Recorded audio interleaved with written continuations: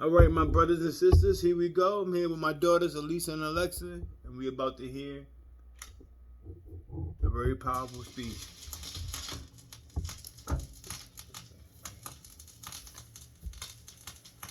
The preaching this morning, in a sense, is not the usual kind of sermon, but it is a sermon and an important subject nevertheless, because the issue that I will be discussing today is one of the most controversial issues confronting our nation. I'm using as a subject from which to preach why I am opposed to the war in Vietnam. Now let me make it clear in the beginning that I see this war as an unjust, evil, and futile war. And I preach to you today on the war in Vietnam because my conscience leaves me with no other choice. The time has come for America to hear the truth about this tragic war. In international conflicts, the truth is hard to come by because most nations are deceived about themselves. Rationalizations and the incessant search for scapegoats are the psychological cataracts that blind us to our sins. But the day has passed for superficial patriotism. He who lives with untruth lives in spiritual slavery. Freedom is still the bonus we receive for knowing the truth. Ye shall know the truth, says Jesus, and the truth shall set you free. Now, I've chosen to preach about the war in Vietnam today because I agree with Dante that the hottest places in hell are reserved for those who, in a period of moral crisis, maintain their neutrality. There comes a time when silence is betrayal. The truth of these words is beyond doubt, but the mission to which they call us is the most difficult one. Even when pressed by the demands of inner truth, men do not easily assume the task of opposing their government's policy, especially in time of war. Nor does the human spirit move without great difficulty against all the apathy of conformist thought within one's own bosom and in the surrounding world.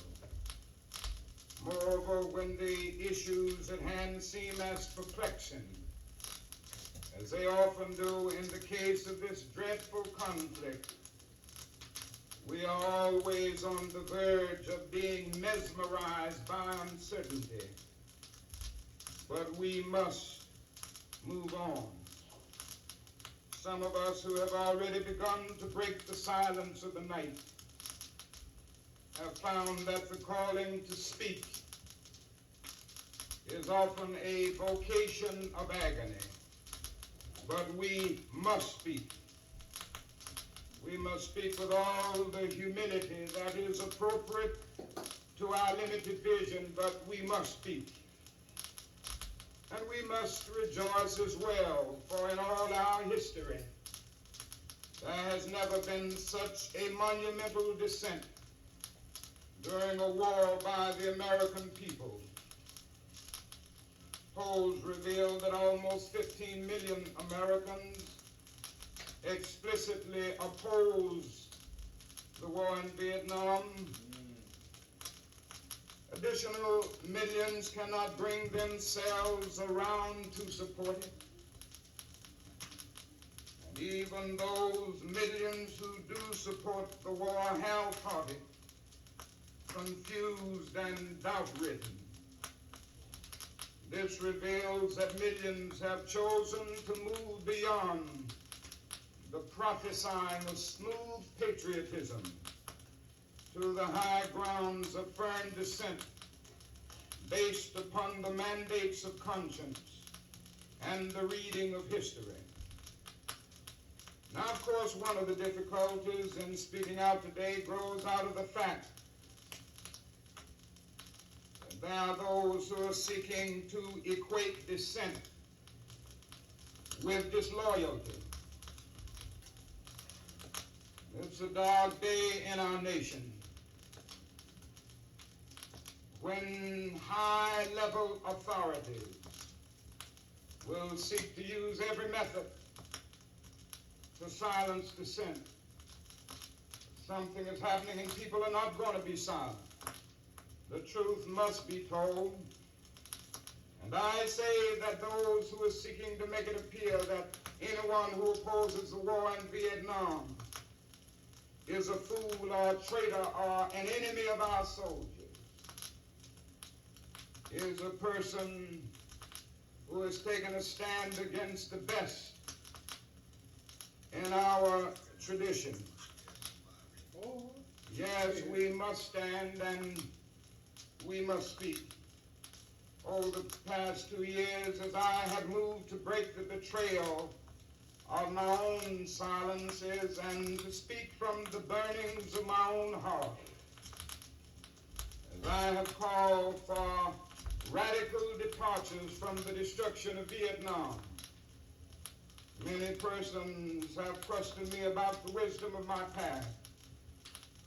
At the heart of their concerns, this query has often loomed large and loud. Why are you speaking about the war, Dr. King? Why are you joining the voices of dissent? Peace and civil rights don't mix, they say. And so this morning I speak to you on this issue because I am determined to take the gospel seriously. And I come this morning to my pulpit to make a passionate plea to my beloved nation.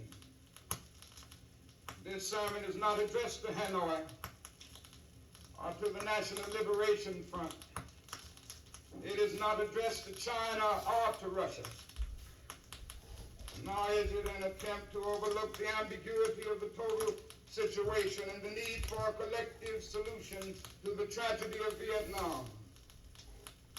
Neither is it an attempt to make North Vietnam of the National Liberation Front paragons of virtue, nor to overlook the role they must play in a successful resolution of the problem. This morning, however, I wish not to speak with Hanoi and the National Liberation Front, but rather to my fellow Americans who bear the greatest responsibility and ended a conflict that has exacted a heavy price on both continents. Now, since I am a preacher by calling, I suppose it is not surprising that I have 7 major reasons for bringing Vietnam into the field of my moral vision. There is at the outset a very obvious and almost facile connection between the war in Vietnam and the struggle I and others have been waging in America. A few years ago, there was a shining moment in that struggle. It seemed as if there was a real promise of hope for the poor, both black and white, through the poverty program. There were experiments, hopes, and new beginnings. Then came the build-up in Vietnam. I watched the program broken as if it was some idle political plaything of a society gone mad on war. And I knew that America would never invest the necessary funds or energies in rehabilitation of its poor, so long as adventures like Vietnam continue to draw men and skills and money like some demonic destructive suction tube. You may not know it, my friends. It is estimated that we spend $500,000 to kill each enemy soldier, while we spend only $53 for each person classified as poor. And much of that $53 goes for salaries to people who are not poor. So I was increasingly compelled to see the war as an enemy of the poor and attack it as such. Perhaps a more tragic recognition of reality took place when it became clear to me that the war was doing far more than devastating the hopes of the poor at home. It was sending their sons and their brothers and their husbands to fight and die in extraordinarily high proportions relative to the rest of the population. We were taking the black young men who had been crippled by society and sending them 8,000 miles away to guarantee liberties in Southeast Asia, which they had not found in Southwest Georgia and East Holland. So we have been repeatedly faced with the cruel irony of watching Negro and white boys on TV screens as they kill and die together for a nation that has been unable to seat them together in the same schoolroom. So we watch them in brutal solidarity, burning the huts of a poor village. But we realize that they would hardly live on the same block in Chicago or Atlanta. I could not be silent in the face of such cruel manipulation of the poor. My third reason moves to an even deeper level of awareness, for it grows out of my experience in the ghettos of the North over the last 3 years, especially the last 3 summers. As I have walked among the desperate, rejected, and angry young men, I have told them that molotov cocktails and rifles would not solve their problems. I have tried to offer them my deepest compassion while maintaining my conviction that social change comes most meaningfully through nonviolent action. But they ask, and rightly so, what about Vietnam? They ask if our own nation wasn't using massive doses of violence to solve its problems, to bring about the changes it wanted. Their questions hit home, and I knew that I could never again raise my voice against the violence of the oppressed in the ghettos without having first spoken clearly to the greatest purveyor of violence in the world today, my own government.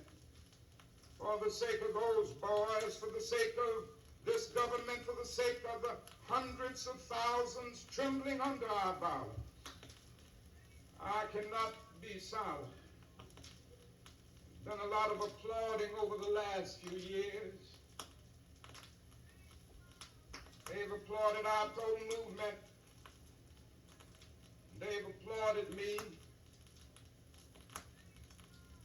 America and most of its newspapers applauded me in Montgomery And I stood before thousands of Negroes getting ready to riot when my home was bombed. Said, we can't do it this way. They applauded us in the sit-in movement. We nonviolently decided to sit in at lunch counters. They applauded us on the freedom rides when we accepted blows without retaliation. They praised us in Albany and Birmingham and Selma, Alabama. Oh, the press was so noble in its applause and so noble in its praise when I was saying, be nonviolent toward Bull Connor. When I was saying, be nonviolent toward Jim Clark. There's something strangely inconsistent about a nation and a press that will praise you when you say be nonviolent toward Jim Clark, but will curse and damn you when you say be nonviolent toward little brown Vietnamese children. There's something wrong with that press.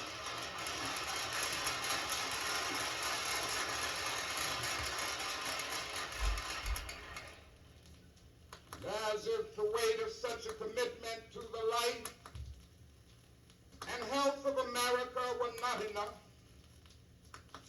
another burden of responsibility was placed upon me in 1964.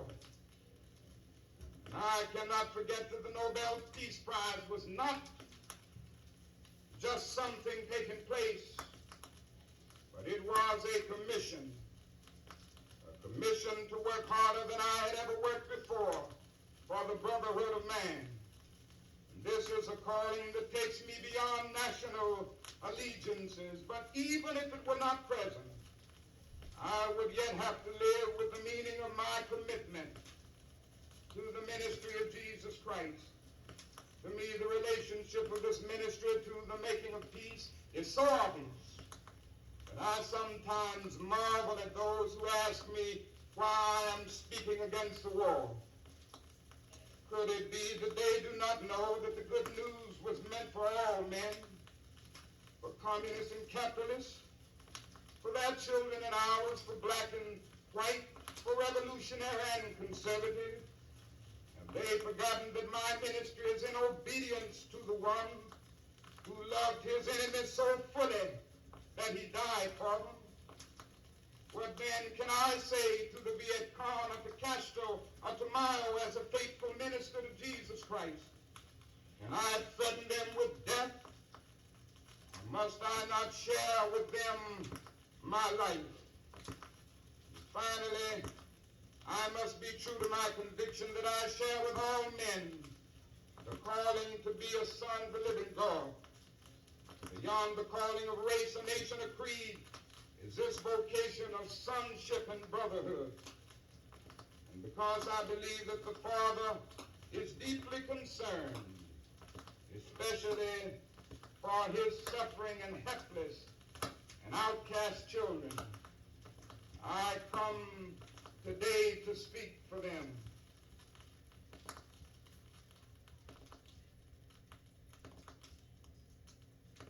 All right. Hit the stop button on the camera, Alexa.